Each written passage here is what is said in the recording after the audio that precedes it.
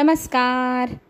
मोरांबामध्ये आपण पाहत आहोत काही ना काही कारण देऊन रेवा अभिपासून दूर जात असते आणि अर्थाला घेऊन आल्यापासून तर अभिला हातही लावू देत नाही आणि बोलतही नाही त्याच्याशी नीट व्यवस्थित.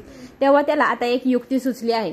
बाळाला जर रात्रीचं झोपवून ठेवलं तर तिच्या सोबत वेळ घालवता येईल म्हणून तो किचनमध्ये जातो, धडपड करतो, सगळ्या बरण्या खोलतो. बरण्यांमधून त्याने एक गोष्ट घेतली असती आणि ती खिशात लबाडीने लपवलेली असती. हे सगळं आता रमाने पाहिलेलं असतं तर रमाला कळत नाही नक्की काय शोधून त्याने खिशात घातलं, पण ते खूप घाईगडबडीत होते आणि पटकन खिशात घालून रूममध्ये गेले. आता मसाल्यांच्या डब्यांमधून बरण्यांमधून काय नेऊ शकतो तेव्हा सीमाला आठवतं. सीमा म्हणते, अगं ते जायफळ असू शकतं. मग ती म्हणते, जायफळाचं काय असतं?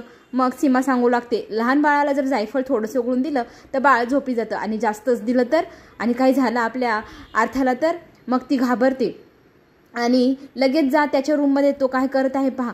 बाळाला जर जास्त डोस झाला तर बाळाच्या जीवाशीही खेळ होऊ शकतो असे सीमा आता रमाला सांगते. आणि मग रमा लगेच धावत धावत त्यांच्या रूमकडे जाते. रूममध्ये आतमध्ये गेल्यानंतर ती पाहते तर काय, हा खरंच जायफळ उघडत होता आणि उघडून उघडून तो एका वाटीत जमा करत होता. तेव्हा रमा त्याला विचारते, एवढं सगळं जायफळ कशासाठी उघडलं आहेस? तेव्हा तिने विचारलेल्या प्रश्नाचं तो उत्तर देत नाही. तुला काय करायचं, तू जा इथून.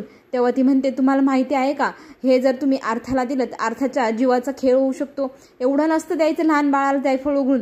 तेव्हा तो म्हणतो, तू माझ्या मध्यात पडायचं नाही, मी काहीही करेल, तुला काय करायचं आहे? तेव्हा ती म्हणते, अहो छोट्याशा बाळाच्या जीवाचा तरी विचार करा, तिला असलं काही देऊ नका. तिच्या जीवाचा धोका तुम्हाला समजत नाही का?